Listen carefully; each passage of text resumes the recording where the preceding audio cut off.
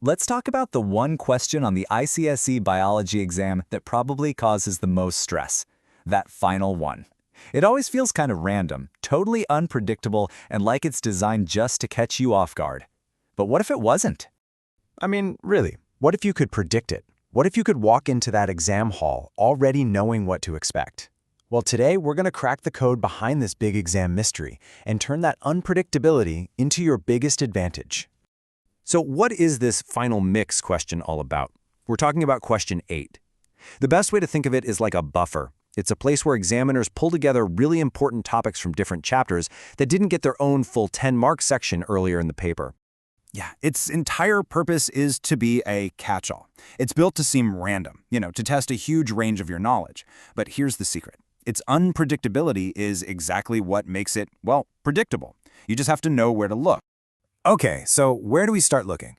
Well, it feels like question 8 could pull from literally anywhere in the syllabus. When you actually look at past papers, a super clear pattern starts to emerge. It consistently comes back to just a few key areas.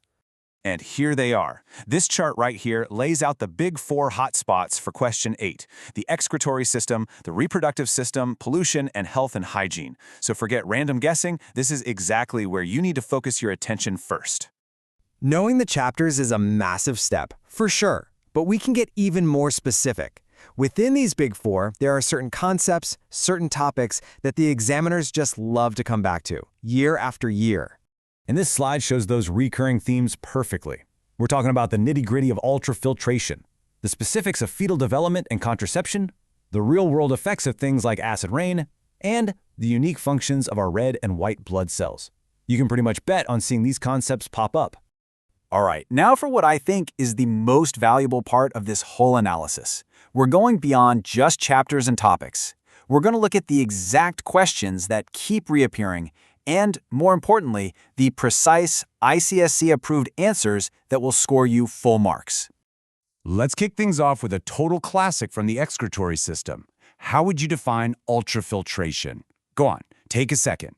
Think about the key terms you'd absolutely have to include. And here it is. Now, the crucial part is hitting every single one of those key words. You have to mention high pressure, the glomerulus, and what gets left behind, specifically proteins and blood cells. This exact wording is what examiners are looking for. Okay, moving on to the reproductive system. Here's another golden question. State 2 functions of the placenta. This is such a fundamental concept, and they love to test it. And here are those 2 core functions. See how clear and direct these answers are? One is all about providing the good stuff to the fetus, and the other is about taking the bad stuff away from the fetus. Simplicity and accuracy, that's the key.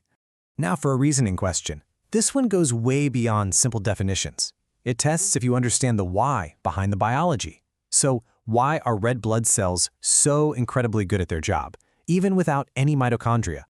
And there it is, just beautiful, elegant logic.